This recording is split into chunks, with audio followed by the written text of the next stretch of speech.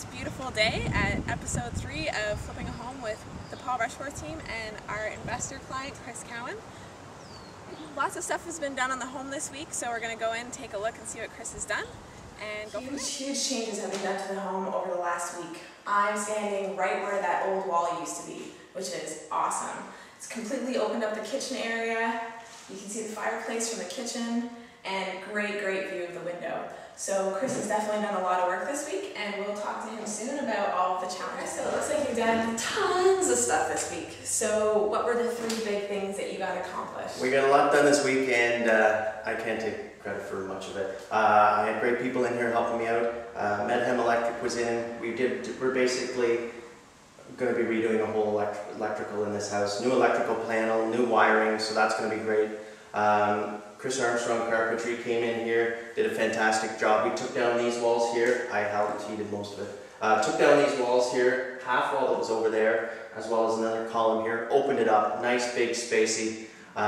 We had the engineer come in from the Patterson Group, came in downstairs, took a look at the basement. We'll get to that a little bit later on as well.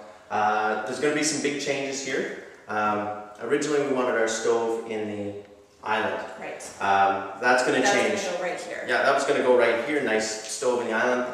That stove, there's only one company that makes it. Gen Air makes it, and it's really expensive. So, being a flip, we don't want to soak a whole pile of money into one appliance. So, what we'll do is we'll move everything back into there. We're going to get pot lights put in here by Manotick Electric again, and we'll hopefully get some of that started this week, if not next week. Okay, perfect. So what we're going to have here for the kitchen is a nice island here. The plans are being finalized actually as we speak.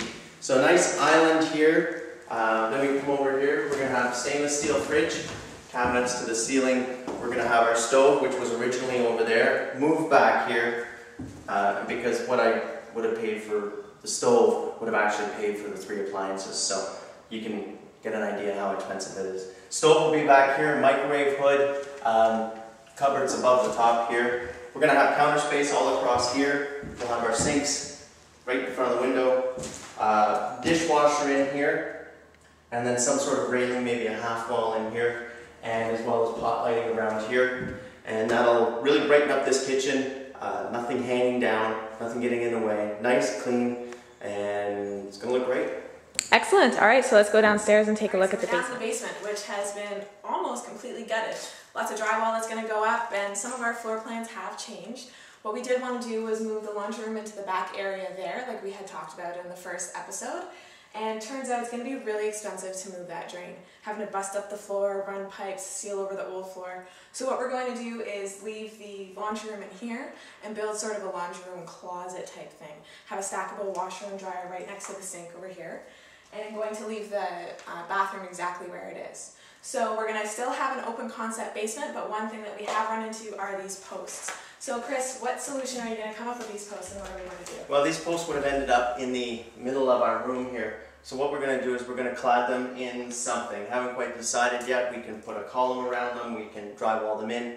We'll figure that out in a little bit. That's not really much. A lot of changes that have taken place, some hiccups, some different types of things, but you know, look for the best value for your dollar when you're flipping, because obviously you want to get a huge return on your investment, and make changes along the way. So Chris had some people come in and talk about the floors and what exactly happened with the floors, and we'll take a look at some of the holes that he did.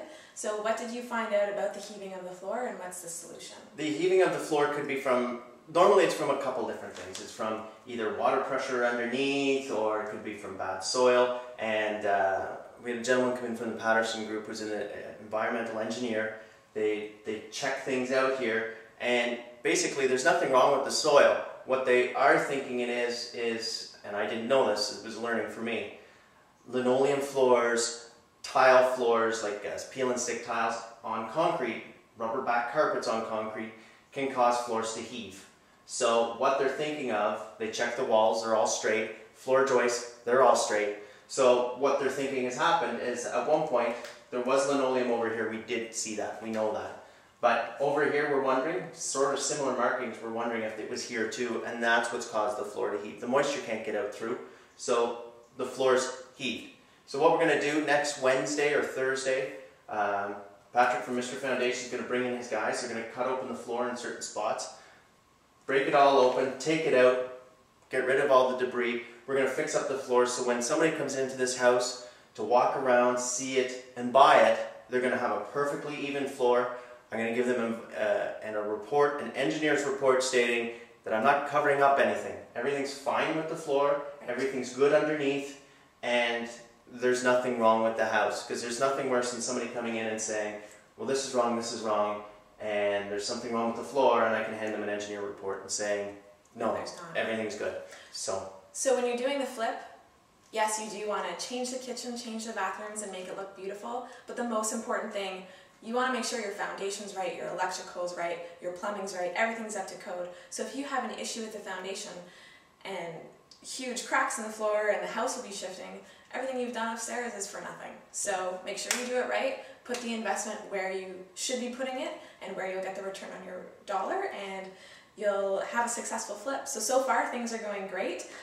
Lots of holes in the floor and lots of things that we've seen here. So great work this week. You've done a lot. Thank you. I've had a lot of help with it, and once again, it's a learning curve for me. I'm learning a lot, and you know, I got to thank the people that have been here helping me out. If it's not for them, things would probably be a little bit different, but they've come in, they've been a great help.